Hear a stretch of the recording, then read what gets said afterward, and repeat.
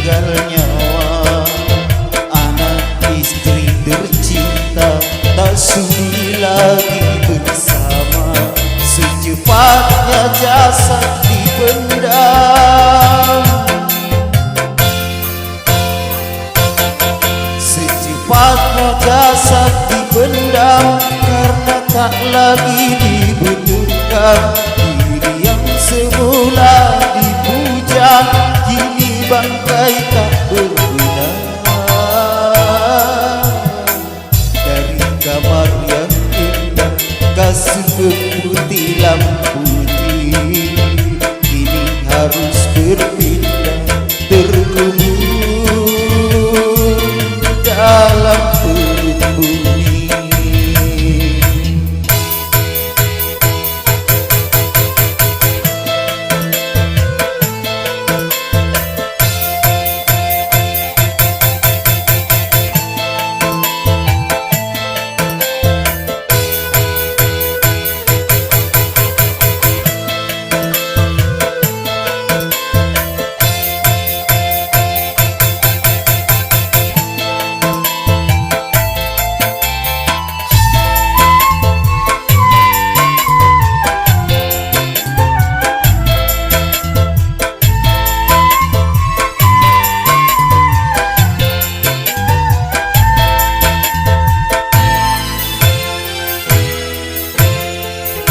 Kalau selama ini diri berhiaskan emas, bintang, permata, bermandi cahaya,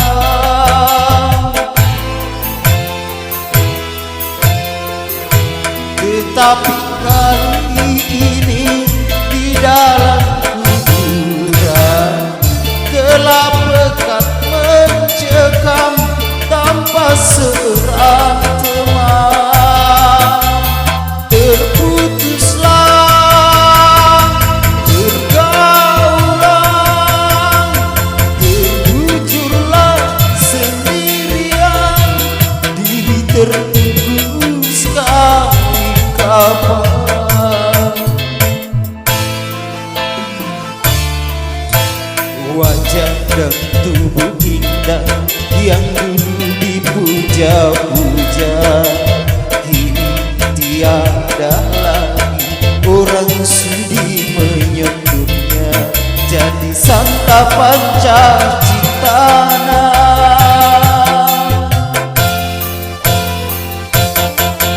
jadi santapan caci tanah, sampai yang tersisa kerangka.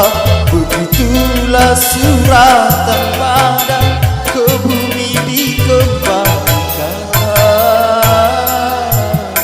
Dari kamar yang indah kasut putih lampu kini harus berpindah, terkubur dalam perut bumi.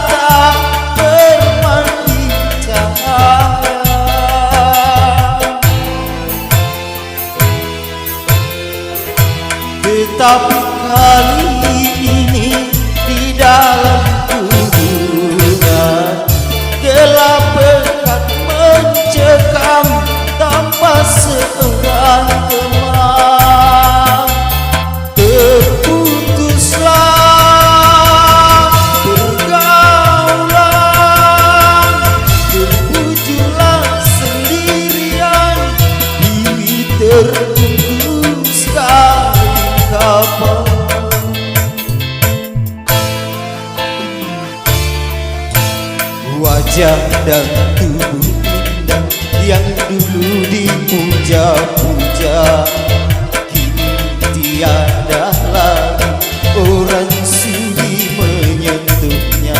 Jadi santapan cintana,